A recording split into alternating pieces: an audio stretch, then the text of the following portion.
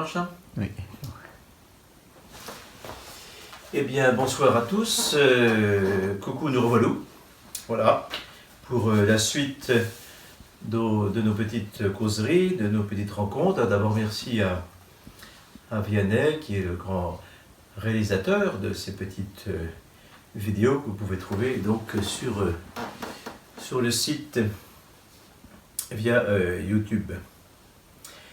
Après avoir parlé de la couronne, je vous le disais l'autre jour, la couronne de l'Avent, signe de la victoire du Christ, donc du salut, qu'il nous a donné dans sa victoire sur le péché et la mort, dans sa Pâque. Cette couronne, bien sûr, qui sera nôtre dans les cieux, lorsque nous verrons Dieu face à face, eh bien, cette couronne de gloire, il nous faut l'entretenir et pénétrer toujours davantage dans la lumière du Seigneur. D'autres symboles que nous connaissons bien, que nous avons durant ce temps de l'Avent et de Noël, ce sont aussi le sapin, la crèche, le gui et le hou, et encore la bûche de Noël. Suite à la couronne, on peut parler de l'arbre de Noël.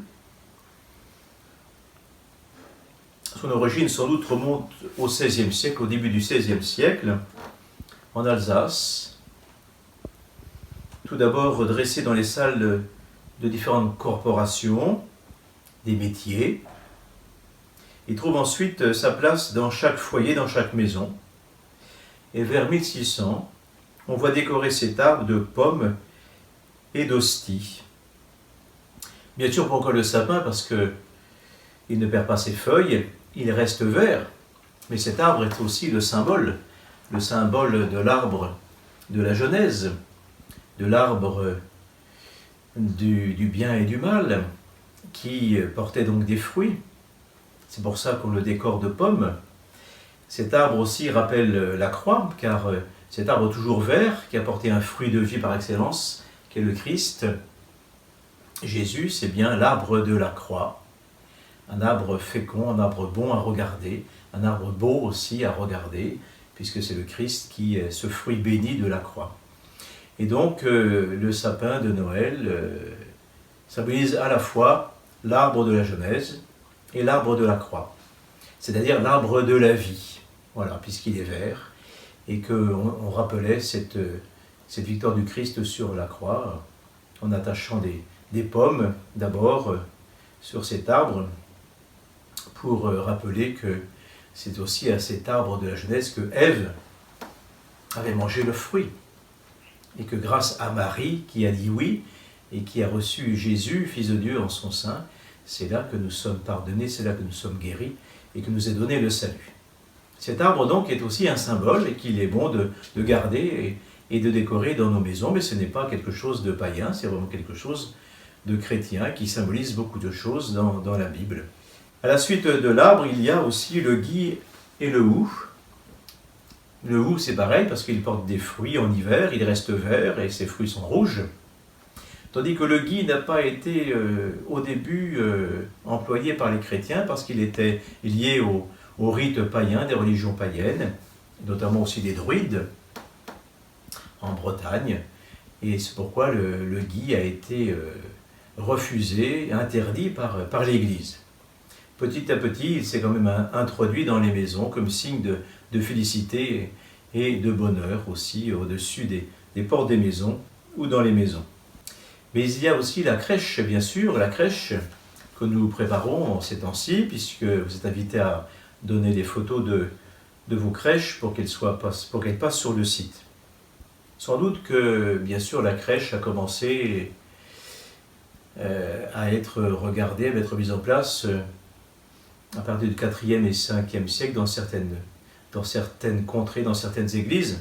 Mais il faut attendre sans doute Saint François pour vulgariser et pour développer cette tradition de la crèche, lorsque à Noël 1223, à Greccio en Italie, donc il réalise cette crèche pour parler de la nativité, pour parler du mystère de l'incarnation auprès des plus pauvres, des bergers, des plus petits, voilà, pour les faire entrer davantage à travers cette mise en scène dans le mystère de l'incarnation de celui qui s'était fait pauvre parmi les pauvres, Jésus, fils de Dieu né de Marie.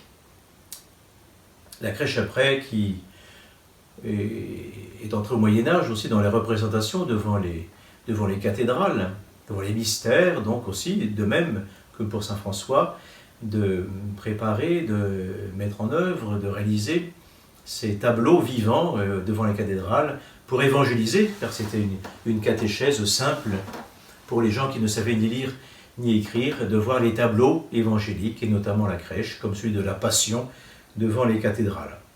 Gardons donc aussi nos crèches à la maison, pour le temps de la prière en famille, chaque jour où nous prions la Sainte Famille, Jésus, Marie et Joseph. Il nous reste aussi la bûche de Noël que nous connaissons bien, elle est soit en gâteau, soit elle est glacée. À l'origine, la bûche, c'est une vraie bûche qui est choisie parmi les arbres, parmi les bois très durs, c'est-à-dire qui brûlent longtemps. Une bûche qu'on mettait dans l'âtre, dans la cheminée, et qui brûlait tout au long de la veillée de Noël. Voilà, pour se réunir autour, le signe aussi de la chaleur familiale et de l'amour qui unissait les uns aux autres dans cette vie de famille, autour de la bûche qui se consumait lentement. Dans d'autres endroits aussi, on creusait ces deux bûches et on introduisait aussi des friandises. Mais souvent, elle était bénite et accompagnée d'une prière. Ces deux bûches de Noël, donc, est aussi le signe de la famille qui se rassemble, qui se réchauffe, non seulement au bois de la cheminée, mais surtout se réchauffe dans le cœur de Dieu, en recevant l'amour de Dieu qui nous est donné dans le Fils né de la Vierge Marie, l'enfant Dieu. Voilà donc aussi un autre symbole, même si on le garde davantage aujourd'hui à travers le gâteau, le dessert. N'oublions pas à l'origine que ces deux bûches a bien une signification de la famille, de l'amour de Dieu qui entre dans nos familles, de Dieu qui nous apprend à nous aimer et à aimer tout simplement aussi en cette fête de Noël où il nous donne tout son amour à travers son Fils. Voilà quelques indications importantes, symboliques bien sûr, mais aussi qui resituent notre désir de vivre cette fête de Noël, et cette année de manière toute particulière sans doute. Nous allons retrouver sans doute, à cause de la situation sanitaire, davantage de simplicité, la simplicité de Bethléem, dans cette salle où Jésus naît à l'écart, mais où il est accueilli toujours par ceux qui viennent le rencontrer, les gens simples, les bergers, puis les mages. Donc autour de tous ces symboles, accueillons l'amour de Dieu, redisons notre foi et soyons heureux en famille de nous réchauffer de cet amour sauveur de Jésus, de ce Dieu qui vient nous parler, de ce Dieu qui nous donne ce message d'une bonne nouvelle à répandre tout autour de nous. Merci et à bientôt. La prochaine fois, je vous donnerai justement une recette de bûche. Ciao, ciao!